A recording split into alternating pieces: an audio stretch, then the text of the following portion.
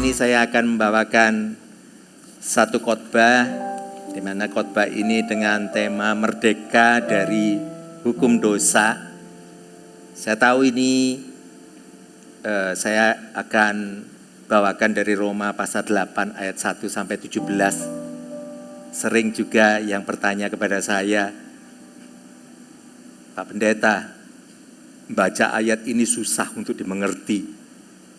Ada lagi yang berkata, Pastor, jelasin dong. Ya, oleh karena itu, yuk kita semuanya bangkit berdiri. Kita minta urapan Tuhan. Kita akan baca bersama-sama. Saya akan bacakan ayat yang ganjil, mulai dari ayat 1. Bapak Ibu membaca ayat yang genap, yang kedua ya. Jadi kita mau hormati Tuhan, supaya urapan Tuhan terjadi atas kita dan kita diberkati. Berkat Tuhan adalah membawa hati kita mengerti akan isi hatinya, ya, sehingga kita membawa diri, terbuka hati kita untuk siap menerima firman-Nya. Firman Tuhan dari Roma 8 ayat yang pertama sampai yang ke-17. Yang pertama berbunyi, demikianlah sekarang tidak ada penghukuman bagi mereka yang ada di dalam Kristus Yesus. Kedua, Roh yang memberi hidup telah memerdekakan kamu dalam Kristus dari hukum dosa dan hukum maut. Sebab apa yang tidak mungkin dilakukan hukum Taurat karena tak berdaya oleh daging, telah dilakukan oleh Allah dengan jalan mengutus anaknya sendiri dalam daging yang serupa dengan daging yang dikuasai dosa karena dosa. Ia telah menjatuhkan hukuman atas dosa di dalam daging, supaya tuntutan hukum Taurat digenapi di dalam kita yang tidak hidup menurut daging tetapi menurut roh. Sebab mereka yang hidup menurut daging memikirkan hal-hal yang dari daging. Mereka yang hidup menurut roh memikirkan hal yang dari roh. Karena keinginan daging adalah maut, tetapi keinginan roh adalah hidup dan damai sejahtera. Sebab keinginan daging adalah perseteruan terhadap Allah, karena ia tidak takluk kepada hukum Allah. Hal ini memang tidak mungkin baginya. Memang yang hidup dari roh kepada Allah. Tetapi kamu tidak hidup dalam daging, melainkan dalam roh. Jika memang roh Allah diam di dalam kamu, tetapi jika orang tidak memiliki roh Kristus, ia bukan milik Kristus. Tetapi mereka, maka tubuh memang mati karena dosa, tetapi roh adalah kehidupan oleh karena kebenaran. Dan jika roh Dia yang telah membangkitkan Yesus dari antara orang mati diam di dalam kamu, maka Ia yang telah membangkitkan Kristus Yesus dari antara orang mati akan menghidupkan juga tubuhmu yang fana itu oleh rohnya yang diam di dalam kamu. Jadi saudara-saudara, kita adalah orang berhutang, tetapi bukan kepada daging, supaya hidup menurut daging. Sebab jika kamu hidup menurut daging, kamu akan mati. Tetapi jika oleh roh kamu mematikan perbuatan-perbuatan tubuhmu, kamu akan hidup. Semua orang yang dipimpin roh Allah adalah anak Allah. Sebab kamu tidak menerima roh perbudakan yang membuat kamu menjadi takut lagi, tetapi kamu telah menerima roh yang menjadi kamu anak Allah. Oleh roh itu kita berseru, ya Aba, ya Bapa. Roh itu bersaksi bersama-sama dengan roh kita, dan kita adalah anak-anak Allah. Ayat 17 kita baca bersama. Dan jika kita adalah anak, maka kita juga adalah ahli waris. Maksudnya orang-orang yang berhak menerima janji-janji Allah, yang akan menerimanya bersama-sama dengan Kristus, yaitu jika kita menderita bersama-sama dengan Dia, supaya kita juga dipermuliakan bersama-sama dengan Dia. Katakan amin. Silakan duduk saudara. Ya, firman ini bisa menjadi bagian kesukaan daripada orang yang seringkali semaunya sendiri, terutama yang di ayat yang pertama, ya. Jadi kalau bahasa kerennya untuk orang yang carpe diem, saudara. Ya, kalau yang pertama disebutkan demikian, sekarang tidak ada penghukuman bagi mereka yang ada di dalam Kristus Yesus. Seringkali orang hanya mengambil ayat 1 ini dari serangkaian yang kita sudah baca bersama. Padahal perikopnya berkata hidup dalam roh. Kita mengetahui bahwa roh itu memerdekakan kita dari hukum dosa. Tetapi orang hanya ngambil aja apa yang disukainya. Mungkin ada beberapa yang di tempat ini, yang terdahulunya termasuk memasuki atau melewati zaman yang pernah saya rasakan. Ya, pernah zaman di mana anak mudanya itu berkata seperti ini. Muda, maunya mereka adalah muda foya-foya. Kalau tua maunya kaya raya. Ya, tapi kalau mati mintanya masuk surga. Ada yang pernah mendengarkan seperti itu? Lewati zaman itu? Oh, ternyata juga ada beberapa ya. Ini saudara, kalau ada satu zaman di mana orang ini hanya berfokus kepada dirinya sendiri. Dia hanya melihatnya adalah, bukankah aku kalau tinggal di dalam Kristus Yesus berarti tidak ada lagi penghukuman. Aku memintanya adalah merdeka dengan gayaku. Aku meminta hidupku ini diberkati. Kalau bisa lahirnya, Tuhan, aku mau lahir di keluarga yang semuanya sudah serba mapan. Jangan kau lahir, mungkin kalau bisa ya. Itu, udah request sama Tuhan kali ya. Tuhan, mungkin kalau ada di surga sana, langsung berkata, kalau mau lahirkan aku, pastikan ya, mama papaku yang kaya. Sehingga kalau aku waktu lahir, seperti ini yang aku harapin. Mudanya bisa foya-foya. Dan jangan bikin aku bangkrut loh Tuhan ya. Semuanya selalu mulus dan naik. Pada waktu aku tua, aku kaya raya. Tapi ya Tuhan ya, satu hal, kalau aku mati, masuk surga. Enak ya. Itulah keinginan kedagingan. Orang-orang dunia selalu mengharapkan dengan fokusnya adalah untuk kenikmatan diri sendiri. Padahal Tuhan maunya adalah memberkati kita supaya kita menjadi dewasa rohani, bekerja sama dengan Tuhan dan mengerti akan panggilannya. Bukan hanya sekedar untuk hidup yang kita maunya bisa menikmati segalanya. Manusia memang berkecenderungan mulai dari titik awal. Dari orang kalau yang sudah mencetuskan, kita bisa melihat bahwa apa yang ada di dalamnya itu adalah egosentris. Saya percaya kalau orang ini udah dari awalnya berkata, maumu ya apa? Kalau aku masih muda, aku mau foya-foya. Dari kata foya-foya aja saya ingin tahu sih, orang ini kira-kira kepikiran enggak? Kasihan ya yang yatim piatu ada di rumah keluarga. Ayo yuk sumbang mereka, ambil bagian yuk. Saya percaya orang begini enggak akan memikirkan saudara. Mereka hanya memikirkan diri sendiri. Aku pokoknya mau apa selalu ada. Ya, selalu ada. Ini berbahaya. Tidak membentuk karakternya. Tidak membawa dirinya ini sepadanan dengan Tuhan. Dia akan berjalan dengan gayanya sendiri. Dan segala sesuatu mulai dari titik awal. Itu diperhitungkan untung rugi. Mana yang untung, mana yang rugi. Belum lahir aja kalau bisa minta sama Tuhan. Pokoknya aku mau untung selalu begitu. Mintanya selalu begitu. Jangan engkau biarkan, kau izinkan untuk aku memasuki lembah kehidupan. Gak mau. Gak mau. Maunya pokoknya senantiasa menikmati hidup makmur. Dan semua orang lainnya, mereka semua mungkin hanya menjadi kasta berikut-berikutnya. Diri sendiri mau diletakkan yang paling tinggi, saudara. Berbahaya. Tuhan tidak pernah mengajarkan sedemikian rupa. Tetapi itulah yang kita sebut dengan kedagingan. Selalu berfokus kepada diri sendiri. Sementara kalau Yesus mati di atas kayu salib untuk kita, apa yang diwartakan? Kita tahu ada satu ayat yang sangat luar biasa, yaitu Yohanes 3 ayat yang ke-16. Firman Tuhan berkata, karena begitu besar kasih Allah akan dunia ini, sehingga ia telah mengaruniakan anaknya yang tunggal, supaya setiap orang yang percaya kepadanya tidak binasa, melainkan beroleh hidup yang kekal. Kenali saudara, Tuhan itu mulai dari titik awalnya, karena begitu besar kasih Allah akan dunia ini, akan kita, para manusia yang diberikan kepada kita ini adalah kasih-Nya. Kapan Yesus ini menyatakan melalui dari firman-Nya berkata, terima aku Aku udah mati di atas kayu salib. Kalau engkau menerima aku, maka hidupmu makmur. Kapan pernah ada bicara perihal ini? Tuhan Yesus selalu setiap perkataannya mengundang satu hubungan. Dekat, melekat dengan dia. Mengerti akan kasihnya. Merasakan dia. Bukan menawarkan loh. Bukan seperti jual beli begitu. Tapi manusia selalu inginnya begitu. Maunya adalah untung.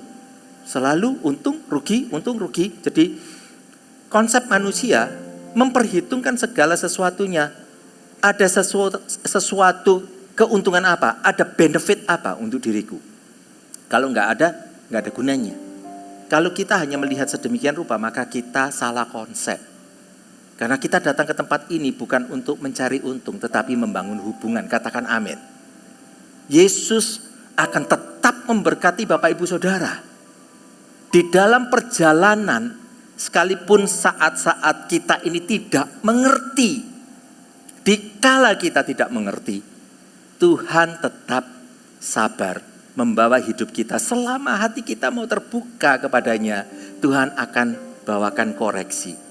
Setiap firman yang disampaikannya, itu sungguh baik untuk kita. Tidak kembali dengan sia-sia.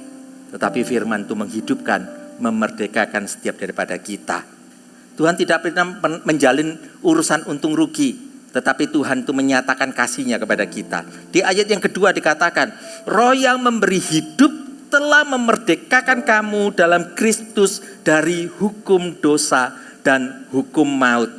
Di sini dikatakan Roh yang memberi hidup itu memerdekakan kita.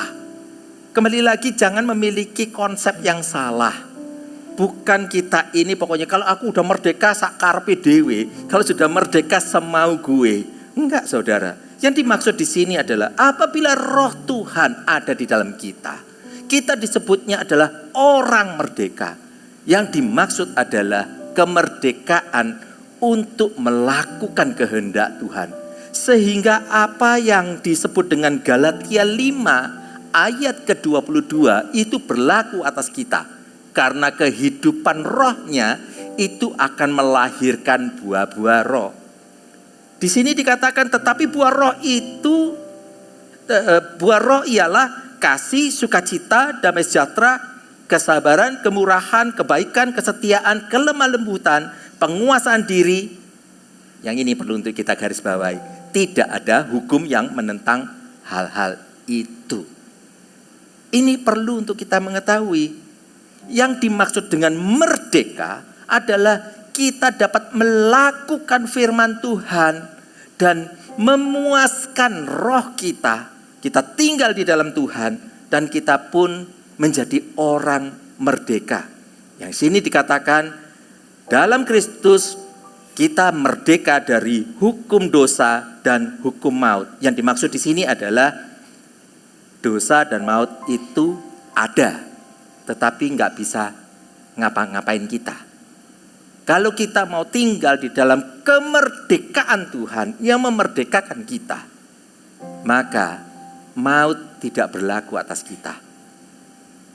Inilah indahnya firman Tuhan. Tetapi manusia selalu berupaya untuk menawar. Ya, kalau yang zaman dulu orang-orang ini hanya berkatanya, aku kepingin sekali kalau muda, aku mau foya-foya, kalau tua, aku mau kaya raya, nanti kalau mati maunya masuk surga. Ya, tapi yang generasi sekarang semakin berpikir dan semakin kompleks. Tahukah saudara, dosa ya dosa. Cuma zaman dulu itu kelihatannya nggak terlalu ruwet. Kalau dosa zaman sekarang, ini dosanya sudah menjadi canggih. Itu loh. Ya, menipu setiap daripada kita. Semakin hari, semakin kita mau menawar dan menghitung untung rugi itu. Kalau zaman dulu hanya dikatakan yang seolah tidak terlalu ruwet, yang sekarang lumayan jadi kompleks, saudara. Satu kali waktu ada pemuda yang tanya sama saya, Pastor, bolehkah pastor menguraikan di mana batas daripada satu bidang yang kita bisa tahu persis? Kalau di sini aku selamat. Tapi kalau menginjak satu kaki aja keluar, di sana aku mati. Itu neraka. Ya. Jadi maunya dia adalah orang yang mau mengetahui. Dia mau tahu di mana batas, yaitu berbuat dosa sedosa-dosanya, tapi masih tetap selamat. Nangkep ya? Kompleks ya? Wah, ini zaman metaverse. Ini dia, ya. Jadi mereka akan tanya yang macam seperti begini. Di mana? Aku nggak mau loh ya pastor. Beritahu kesalahannya apa kalau aku itu jurusannya masuk pergi ke neraka. Aku nggak mau. Tapi pas loh. Yang aku bisa menikmati dosa senikmat-nikmatnya, tapi aku nggak masuk neraka. Coba bayangin. Pertanyaan ini kapan? Mungkin nggak ada kalau abad yang lalu kali ya. Inilah variatif dosa. Namanya dosa tetap dosa, saudara. Tapi dosa bisa berubah sedemikian rupa. Semakin hari semakin canggih rasanya. Dan mengikuti semua teknologi yang ada. Yang tujuannya adalah menyesatkan anak Tuhan. Sehingga anak Tuhan diizinkan untuk dengan imajinasinya seliar-liarnya dan mau menikmati apapun. Karena kita sekarang semakin hari firman semakin disingkapkan kan?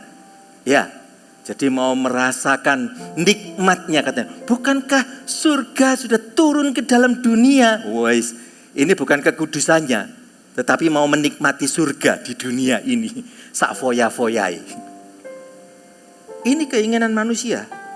Kalau kita ini mengerti kemerdekaan di dalam Tuhan, itu adalah melakukan apa yang roh ada di dalam kita. Dan kita sepakat melakukan kasih, kelemah lembutan, kontrol diri. Dan ini berlaku atas kita, maka hidup kita ini merdeka, saudara. Enggak ada lagi yang ceritanya menghalangi kita. Sekalipun ada di sana, hukumnya ada, tapi hukum menjadi tidak berlaku. Itulah yang terpenting di dalam kehidupan kita untuk kita kenali. Ya. Saudara tahu kan ya, kalau lewat persimpangan, banyak persimpangan itu yang diberi lampu lalu lintas. Ya. Kalau nggak ada lampu lalu lintas, saya rasa Bapak Ibu kalau mondar-mandir saenake gitu ya, kan nggak ada salahnya dong, nggak ada aturan. Tapi permasalahannya begitu dikasih lampu lalu lintas di sana dan lampunya nyala merah, kan kita tahu kan kita mestinya berhenti dong. Ya. Tapi kalau kita terabas kita jadi salah ya. Nah, ini dia. Kalau kita ini tidak mengetahui apa fungsi daripada hukum Taurat, maka kita akan mengeluh, kita akan ngomel. Fungsinya kemana ini? Lampu lalu lintas ini untuk apa sih? Fungsinya kenapa? Dengan adanya lampu lalu lintas, wah ini bikin aku jadi orang berdosa. Gak suka aku. Ini saudara. Ya, jadi kita perlu untuk mengetahui bahwa adanya lampu lalu lintas itu baik untuk kita. Supaya hidup kita ini gak ngawur saudara. Kita semuanya ini hidup di dalam ketertiban. Itu tujuannya. Dan rencana dibikinnya adalah supaya tidak semerawut antara satu dengan yang lainnya, ada hormat. Betul kan ya? Nah, inilah yang penting di tengah-tengah kita. Kalau kita ini mau mengikuti semua aturan yang ada, itu baik untuk kita. Tetapi seringkali kita nggak mau, saudara. Bukankah Tuhan itu membawa hati kita mau serupa dan memiliki hati Kristus? Benar gak? Ya kan? Nah, di dalam pengelolaan hati kita, kalau kita berkata, aku mau Tuhan, belajar penguasaan diri. Coba. Terkadang kalau Bapak Ibu Saudara, hidup rukun semuanya enak. Oke? Tapi satu kali waktu, di dalam pekerjaan ataukah di rumah, merasa terkianati. Wah, begitu Bapak Ibu Saudara terkianati, ngamuk toh. Marahnya, kalau marah, jangan sampai kita berbuat dosa dalam marah itu. Tapi kalau sudah munculnya adalah pahit, nggak mau ngampuni, ini kan jadi hal yang lain. Ya kan? Coba, saya nggak mampu untuk menerjemahkan. Ada orang itu kalau lagi tersakiti dalam hatinya, kalau nggak bales rasanya nggak enak, saudara. Ya, jadi dia akan berkata begini, pada waktu berbisnis, berpartneran, ternyata partnernya tidak melakukan hal yang semestinya. Diajak kerja bersama nggak mau, minta untungnya aja. Dan pada akhirnya cabut diri dan meminta semua modalnya keluar. Terus dia bilang, gak bisa model gini. Lah kok enak? Oke, itu. Jadi dia ngomong satu bahasa yang saya nggak tapi saya akhirnya mengerti artinya. Jadi dia berkata begini, kalau bisa ada yang bisa menerjemahkan, tolong terjemahkan ya. Hatinya dia itu mbokamguan. Apa itu mbokamguan? Gak enak hati ya? Ya kira-kira begitu ya? Boleh ya, tak terjemahkan gitu boleh ya? Ya, jadi dia gak enak hati. Itu. Kalau ada kata-kata yang lebih tepat, monggo ya. Gak mau dia. Loh kok enak? Dia nyakiti saya. Saya loh sudah lakukan segala sesuatu dengan semuanya sesuai dengan aturan. Perjanjian sudah ke notaris dan lain-lainnya. Tapi lah kok begini? Saya berkata, ya kita anak Tuhan, kita yang tenangkan hati. Kita percaya dalam segala hal Tuhan akan membentuk kita, akan mengembalikan segala sesuatunya berlipat kali ganda. Tuhan tidak pernah berlaku curang. Dia tidak pernah membiarkan kita ini menjadi rugi. Dan dia juga tidak pernah mengurangi berkatnya atas kita apabila hidup kita sepadanan dengan dia. Bisa dipercaya? Asalkan kalau kita mau dipercaya. Tapi permasalahannya kan begini. Dia langsung berkata, aku loh pastor, hatiku awal mula itu baik-baik aja. Aku lihat orangnya luar biasa. Kalau aku nggak mampu untuk melihat dia orang yang baik, aku juga nggak ajak dia untuk partneran. Tapi setelah partneran ternyata orangnya macamnya seperti begini. Aku loh gak ada salah apa-apa. Itu. Tapi sekarang hatiku mangkel. Sementara orang nggak salah, hatinya dia mangkel, pingin bales. Saya yang ada di situ berkata, lepaskan pengampunan, jangan hidup dalam kepahitan. Nah terus dia tanya, lah kok begitu ya? Tadinya aku nggak salah, dikhianati orang lain, sekarang kepahitan. Waktu kepahitan sama Tuhan diperhitungkan salah, padahal awalnya tidak salah kan? Kalau nggak ada konflik ini dia kan baik-baik aja, tidak ada kesalahan kan? Tetapi begitu ada konflik dan konflik terjadi, dia ngeresponinya itu loh dengan kepahitan, maka diperhitungkan salah. Dia bilang, ya ampun. Nah itulah Taurat. Taurat tidak menyelamatkan kita. Tetapi kita mengetahui dengan Taurat ini kita mengetahui mana yang benar, mana yang salah. Dan saat kalau kita berjalan dengan Tuhan, Tuhan senantiasa akan menaungi kita. Menjauhkan dari petaka yang berikutnya. Membuat hidup kita ini diperkaya dengan pengalaman dan tidak diizinkan jatuh yang lebih hebat lagi. Tujuan Tuhan itu baik. Dia tidak pernah merancangkan kecelakaan atas kita. Asal kalau kita itu mau membawa hati kita benar di hadapannya. Kita bawa hidup kita sepadanan dengan rencana Tuhan. Kalau kita sepadanan dengan dia, maka hidup kita ini merdeka. Kita tetap lepaskan pengampunan. Nah saya berkata, lah iya memang. Pada waktu awalnya kamu gak ada salah. Tetapi kalau dengan peristiwa ini, keluar kepahitan dan kamu nggak mengampuni, kamu diperhitungkan salah. Nah disinilah kita mengerti, oh seperti itu ya. Kenapa? Karena Tuhan merindukan untuk kita tetap tinggal di dalam kekudusan dan Dia dapat kita hampiri dan kita boleh memuji dan menyembahnya. Dan kalau kita ini menyadari akan keindahan bersama dengan Tuhan, luar biasa saudara. Jangan izinkan ini menjadi suatu ibadah yang biasa. Tetapi canangkan ibadah ini memerdekakan saudara. Membawa hidup saudara mulai lebih mengerti, oh seperti ini ya rencana Tuhan. Percuma saudara, kalau kita keluar dari tempat ini dan kita masih memiliki banyak kepahitan. Apa gunanya? Karena Tuhan nggak merindukan akan hal macam sedemikian rupa. Mau Tuhan adalah untuk membuat setiap daripada kita ini mengenal Dia, mengenal lebih indah lagi bersama dengan Tuhan. Tuhan rindukan adalah hati, roh kita, dan kita menjaga jiwa tubuh ini dengan yang terbaik, membawa segala yang terindah baginya, dan kita mau memuliakan nama Tuhan. Satu kali waktu dalam ibadah, bukan di tempat ini ya, bukan di tempat ini. Satu kali waktu saya membawakan satu ibadah dan saya mengetahui karena ada beberapa ibadah yang awal mula pagi-pagi benar seorang ibu datang kepada saya. Pak, saya kepingin sekali untuk ngomong, Pak. Nanti anak saya akan datang di ibadah yang ketiga.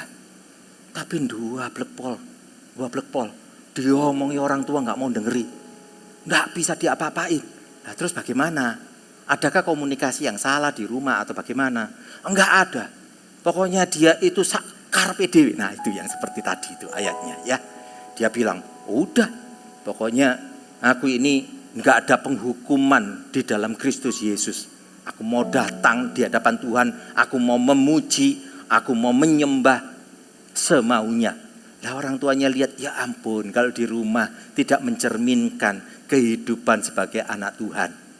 Orang tuanya mengeluh, saya hanya bisa berkata, ya kita berdoa. Kita bawa anak ini dalam doa. Sekiranya Tuhan itu membawa hidupnya dan menyadarkan dia. Nggak ada yang bisa diapa-apain. Dan saya pun juga nggak mengenal akan keluarga ini. Si ibu hanya menitipkan doa. Dan kami hanya berdoa. Nah, lucunya saudara. Setelah ibadah yang pertama, ibadah yang kedua, ibadah yang ketiga, saya pun juga tidak tahu kalau anaknya itu hadir di ibadah yang ketiga.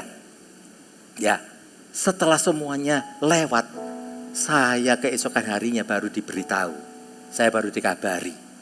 Ya, ternyata si ibu bilang, terima kasih akan doanya. Sangat pendek, nggak terlalu panjang. Itu. Terus beberapa jeda, anaknya yang menghubungi saya. Yang dikatakan anak yang dua blek gitu loh. Ya. Nah, dia itu cuma berkata begini, pastor saya itu mendapatkan sesuatu dalam kehidupan saya itu saya sampai bingung gitu. Oh iya? Apa yang kamu bingungin? Ya, waktu datang ibadah dan saya merasakan ada sesuatu yang rada lain gitu. Oh ya? Apa yang lain? Ya, seperti biasa kalau masuk pemuji, penyembah, membawa pujiannya. Dan pada waktu itu juga diadakan suatu pujian di mana dia juga mengikuti semuanya. Pujiannya adalah, aku mengasihi Engkau Yesus dengan segenap hatiku. Nah, tapi hidupnya dia kepahitan sama orang tuanya. Dan begitu itu dilanjut terus, dia tuh merasakan ada sesuatu yang gak pas. Itu, memang orang tuanya mendidik dengan cara yang sangat keras. Saya mengetahui setiap aturan. Kalau makanan pokoknya kalau gak habis, anak itu gak bisa beranjak dari tempat duduknya. Wajib habis. Gak habis, awas tuh. Ya, besok puasa. Puasa yang tidak diinginkan sama anaknya ya. Jadi muangkel banget nih si anak. Itu, dia benar-benar rasanya kayak awas ya. Tunggu sampai aku jadi besar. Tak bales itu. Tapi kalau datang ibadah dia tahu hadirat Tuhan ada di dalam hidupnya. Dia mengetahui akan hal itu. Begitu naikkan pujian satu kali waktu. Ku renungkan firman-Mu siang dan malam, dia mulai kerasa. Merenungkan firman siang dan malam. Buru-buru pengampunan aja nggak diberikan kepada orang tuanya. Itu. Nah, pada waktu itu saat dia lakukan, kalau dia berkata, yang ku ingini ini Tuhan hanya menyenangkan hatimu. Langsung saudara, tanpa babi bu, katanya dia lagi berdoa. Itu Tuhan Yesus kok juga lagi mungkin dengan gayanya Kalau kita ngomong dengan firman yang terlalu kaku, orangnya nggak sadar. Waktu dia lagi naikkan pujian itu. Ku renungkan firman-Mu siang dan malam. Dia merasakan begini. Kepalanya kayak dijendul orang katanya. Dijendul itu apa ya? Disundul ya, disundul. Jadi kepalanya gini. Ku renungkan firman-Mu siang dan malam, dijendul. Pencitraan lu. Noleh dia langsung. Cuari kiri kanan. Oh, enggak ada. Semua lagi fokus. Semuanya fokus. Itu. Di saat itulah dia mulai mengetahui. Oh ya Tuhan, ampuni Tuhan. Ampuni Tuhan. Kita seringkali naikkan pujian ternyata tanpa kita sadari. Kita hanya lakukan dengan rutinitas. Mungkin kalau ada yang di tempat ini nanti waktu dinaikkan pujian, coba rasa jendulan Roh Kudus kali ya. Ini kita memang pencitraan ataukah kita mencintai Tuhan sungguhan gitu loh. Gak apa-apa deh itu. Lebih baik kita bisa merasakan daripada kita gak merasakan. Berbahaya loh ternyata hidup kita. Direncanakan dengan apa kita ini maunya. Kita mau bergerak bagaimana? Bisa saudara. Kita harus bawa hidup kita sepadanan dengan Tuhan. Berjalan bersama dengan Dia. Karena Tuhan akan memberkati setiap daripada kita. Berkat yang terbaik untuk kita. Gak ada yang lain. Saya loncat-loncat aja ayatnya ya. Supaya waktu cukup untuk kita. Tapi saya percaya bahwa Tuhan itu begitu baik untuk kita. Ayat yang ke-6. Karena keinginan daging adalah maut. Tetapi keinginan roh adalah hidup dan damai sejahtera. Ini penting saudara. Kalau kita ini sungguh mau berkata, kuundang Engkau Roh Kudus masuk ke dalam hidupku, maka kita memiliki suatu keinginan, kerinduan untuk kita ini sepadanan dengan apa yang dikerjakan oleh Roh Kudus dalam kita. Dan buahnya nyata. Buahnya adalah kasih, kelemah lembutan, ya, ada damai sejahtera. Sama seperti yang dikatakan, keinginan roh adalah hidup dan damai sejahtera. Adakah damai sejahtera di dalam keluarga? Ini penting untuk kita sama-sama hadirkan. Sama-sama kita itu membawa hidup kita menyenangkan hati Tuhan. Memang seringkali dalam hidup ini kita tidak mengerti karena kita kurang pengetahuan. Tetapi Tuhan sangat rindu untuk membawa hidup kita ini sepadanan dengan Dia. Saudara, ada satu keluarga yang memiliki orang tua yang usianya ini udah 85 plus saudara. Ya, jadi memang sudah tua. Itu. Sementara anaknya itu juga sudah usianya 60 plus. Ya. Nah, saya ini diskusi dengan anaknya. Dan anaknya berkata, aku ini udah 60 tahun lebih.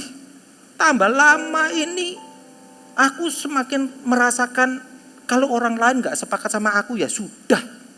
Semakin kaku maksudnya. Aku ini ya sudah ini. Terima aku apa adanya.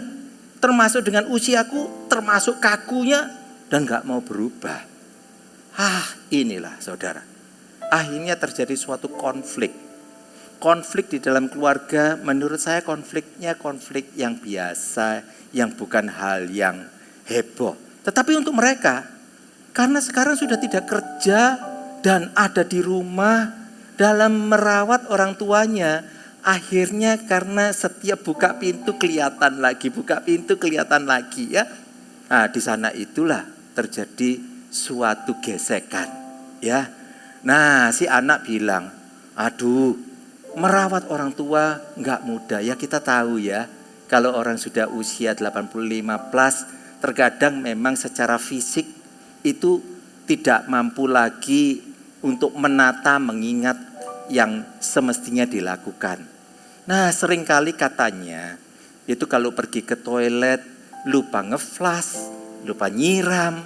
Nah, untuk anaknya hal ini adalah gangguan yang sangat luar biasa. Akhirnya si anak berkata, kalau macam seperti ini, rumah ini harus dirombak. Gitu. Dan dia langsung berkata kepada orang tuanya. "Pak, aku mau bongkar ini toiletnya, akan aku pasang kipas angin, soalnya papa ini bau." Papanya udah langsung naik pitam, saudara. "Aku yang melahirkan kamu, kamu anak kurang ajar." Semoga ini tidak terjadi di mana-mana ya. Cukup yang satu ini aja gitu ya. Karena setelah terjadi pertempuran itu, bukan hanya anaknya yang menghubungi saya, yang menghubungi juga orang tuanya. Ya, jadi di sini suara anaknya, di sini suara orang tuanya. Cukup 2 aja, jangan lebih, karena 2 sudah stereo. Kalau lebih nanti surround sound, saudara. Ya, saya tidak mengundang paduan suara gitu ya. Ini yang terjadi. Nah, dengan kemelut yang ada saya berkata, "Ayo, mulai dong kita ini belajar untuk membawa hidup kita itu menjadi berkat. Dimanapun kita ada, kita menjadi berkat. Seringkali dalam hidup ini kita ini kurang berhikmat, mungkin. Ya gak apa-apa. Tapi kita ini mulai belajar. Saya berkata kalau ngomong sama orang tua ya, mungkin kita minta hikmat sama Tuhan. Itu. Lah gimana nih macamnya seperti begini? Terus saya bilang, ya kita bawa dalam doa. Bawa dalam doa. Ya. Jadi supaya kita ini boleh terus bersekutu kepada Tuhan dan Tuhan akan memberikan hikmat kepada kita. Saat kalau kita minta kepada Tuhan, ya orang yang kurang hikmat, doa aja minta kepada Tuhan, Tuhan akan berikan hikmat kok. Tapi permasalahannya, sungguhkah kita ini berdoa dan meminta hikmat? Bagi yang membuat kesalahan demi kesalahan, minta sama Tuhan, Tuhan beri aku hikmat. Jadi perbaiki diri, supaya kesalahan tidak berulang. Gak apa-apa saudara, yang penting itu kita berubah, mau berubah. Ya, nah di sini saya katakan kepada anak ini, ayo berdoa. Sampaikan kepada orang tua dengan cara yang berbeda. Minta hikmat. Ya, sekarang coba sih, ini kan kita tahu nih sama-sama. Katanya mau dibongkar nih toiletnya, ditambah kipas angin, ya kan? Nah, bisa enggak sampaikan kepada orang tua baik-baik. "Pak, ini tampaknya toilet ini kelihatannya lembab, Pak. Lembab. Ya, jadi perlu kipas angin. Kalau kita pasang kipas angin, maka enggak jamuran, Pak. Itu baik untuk kesehatan kita. Coba ya, praktekkan ya." Ya, tapi sebelum mempraktekkan, cari dulu suasana di mana hati papa tenang, teduh, ya. Nah, puji Tuhan dipraktekkan, saudara. Ya, disampaikan kepada papanya. "Pak, padahal yang lalu kan udah ribut tuh ya, urusan kipas angin. Yang kali ini disampaikan lagi. Pak, kita tetap perlu pasang kipas angin, Pak." Gitu. Karena toiletnya lembab. Oke, langsung papanya merasa begini karena dia tidak merasa terserang. Oke.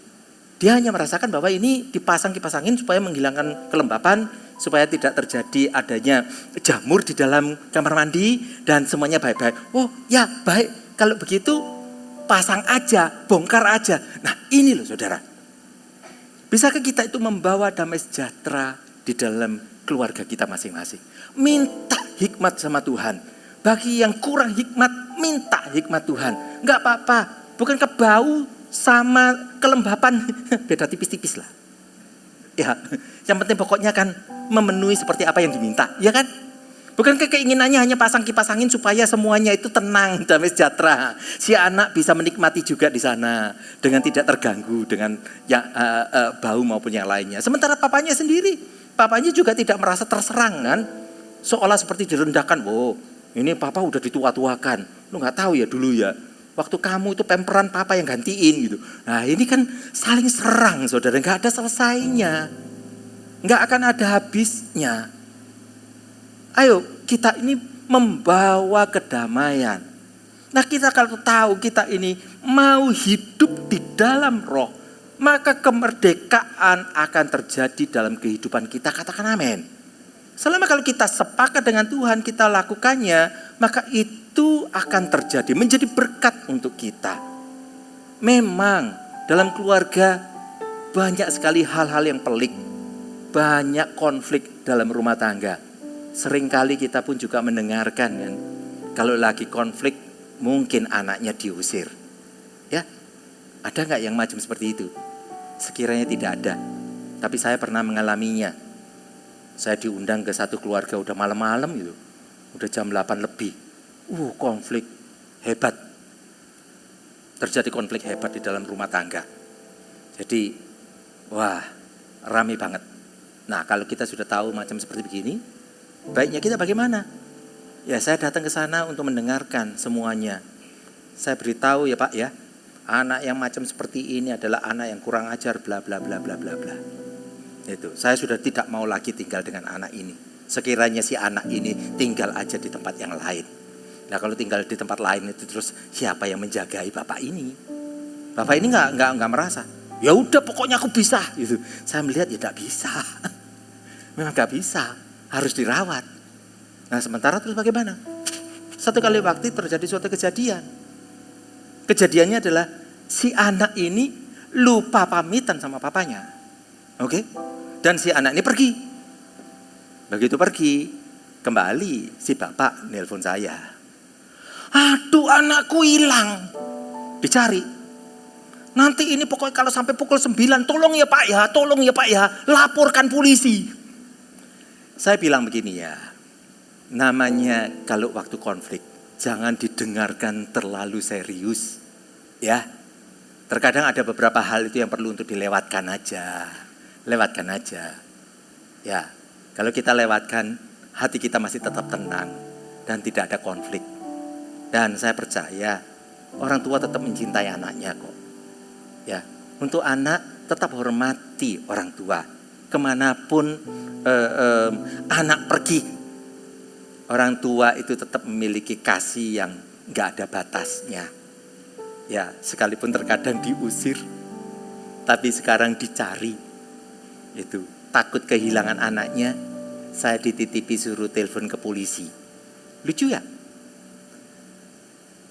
Ini saudara, perlu untuk kita bersama dengan Tuhan dan hadirkan damai sejahtera di dalam keluarga. Kalau kita hadirkan di dalam keluarga yang terindah, maka saya percaya itu sukacita surga turun di keluarga kita, turun di tengah-tengah kita. Tuhan akan memberkati kita secara luar biasa. Tuhan selalu mengingatkan, dan firman ini kalau dibaca nanti PR di rumah ya. Saya tahu ini semuanya kalau diceritakan istilahnya banyak urusan daging terus saya dagang. Nah, ini karena kedagingan manusia. Saya tidak mempertanyakan di sini harga daging 1 kilo berapa. Bukan daging itu saudara ya. Tapi kedagingan kita ini yang karepe kita dewek. Ya. Tapi kita belajar untuk mengetahui. Kita belajar. Jadi disinilah apabila kita mau menjaga hati kita, Tuhan akan memberkati setiap bagian daripada hidup kita. Terkadang memang ada bagian kita itu perlu untuk mengalah. Ngalah belum tentu kalah ya. Enggak selalu seperti itu. Tetapi kita bukankah selalu mengikutkan Tuhan aja di dalam kehidupan kita. Kita mengetahui kalau kita bersama dengan Tuhan, berkat Tuhan tidak pernah lepas daripada kehidupan kita. Dia selalu ada. Dan kita tahu juga kalau kita bersama dengan Tuhan, Dia yang akan memberi jalan keluar. Dia akan membuat hidup kita ini berkemenangan, saudara. Nah, inilah yang perlu ada di dalam setiap daripada kehidupan kita. Ya, ayat yang ke-11 ini adalah ayat yang luar biasa. Dan jika roh Dia yang telah membangkitkan Yesus dari antara orang mati diam di dalam kamu, maka Ia yang telah membangkitkan Kristus Yesus dari antara orang mati akan menghidupkan juga tubuhmu yang fana itu oleh rohnya yang diam di dalam kamu. Ini ayat sangat luar biasa. Kita mengetahui jika roh Allah yang telah membangkitkan Yesus dari antara orang mati diam di dalam kamu. Coba bayangin ya. Roh yang membangkitkan Yesus itu ada di tengahnya kita, yang mampu membangkitkan Dia dari kematian, memenangkan, yaitu mengalahkan maut. Roh yang itu ada di dalam kita. Masih adakah alasan untuk kita berkata, aku gak mampu, aku gak bisa? Yang lalu saya pernah didatangi anak muda. Dia ikut FKA. Saya selalu anjurkan, ayo buang itu rokokmu. Kita melayani Tuhan sama-sama. Oh, dia berdoa secara luar biasa. dia berupaya untuk melepaskan rokoknya. Waktu mau KKR, dibuang. Dan dia menangis, aku patahkan dalam nama Yesus. KKR berikutnya, ternyata masih mengulang lagi. Dibuang, diinjaknya, itu rokok. Sampai KKR berikutnya, saya bertanya, ayo, kamu harus tinggal di dalam roh. Aku mau, tapi gak bisa. Saya sudah sampai kehabisan akal. Saya berkata, ya kalau kita mau lanjut macam seperti ini tidak akan ada selesainya. Tapi kalau kita ini mau seriusi, itu pasti bisa. Aku mau serius, tapi tetap aja gak bisa. Terus gak tahu, muncul aja di pikiran saya. Untuk saya challenge orang ini. Saya berkata gini, kalau kamu gak bisa dan tetap merokok, kamu ngomong aja terhadap dirimu, hari ini segala sesuatunya akan aku balikkan dari yang tidak bisa menjadi bisa. Loh caranya gimana? Oh gampang, dibalik aja rokoknya. Oke, jadi apinya disedot di dalam gitu loh maksudnya. Saya anjurkan untuk apinya di dalam. Dan itu sungguh di dalam, gimana cara ngerokoknya dia? Begitu saya bilang, kalau kita mau balikkan semuanya, kita bisa. Tapi kita mau apa kita enggak? Dia diam saudara. Ya, saya bersyukur yang terakhir ini sudah jeda lebih dari, kalau bicara 7 tahun ada ya. Ya, di dalam perenungannya dia selama 7 tahun. Dan dia barusan ini WA saya. Dia berkata, puji Tuhan kok. 7 tahun aku barusan bisa bebas dari rokok.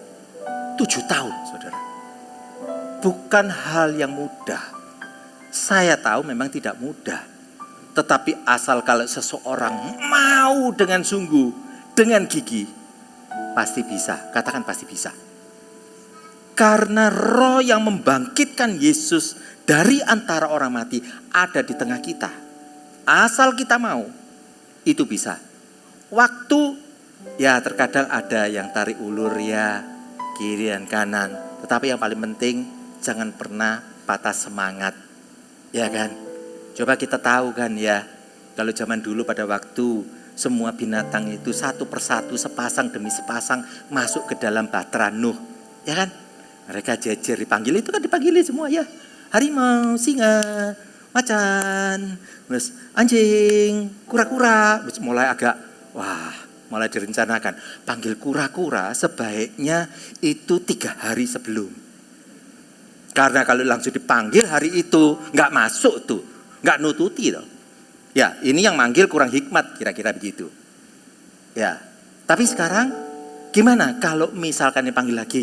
Halo, siput. Siput butuh berapa hari?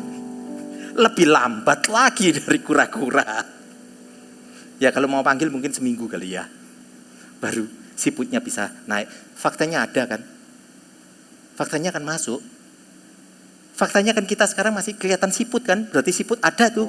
Ada siput yang taat dan masuk ke dalam Bahtera Nuh. Gak ada yang terlambat saudara. Dalam pertobatan tidak ada yang terlambat.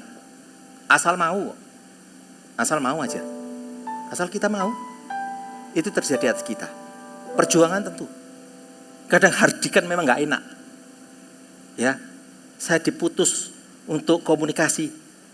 Itu yang 5-7 tahun ini saya sudah sampai lupa. Karena saya bilang kepada anak muda itu untuk merokok dengan cara terbalik. Dan dia gak mau kontak saya lagi. Itu, ya. Tapi bukankah suatu syukur? Setelah sekarang yang terakhir ini mulai kontak lagi. Dan dia berkata, dia sudah di dalam kemenangan. Bukankah itu indahnya? Asal kalau kita sekarang belajar untuk tinggal di dalam kehidupan, yaitu mengundang roh Tuhan. Dan kita mau melihat buah-buah roh. Karena di sanalah apa yang kita lakukan, tidak ada hukum yang menentangnya. Gak ada. Asal kalau kita mau lakukan dengan sungguh. Nah inilah kalau kita tinggal di dalam Tuhan. Ayat yang ke-17.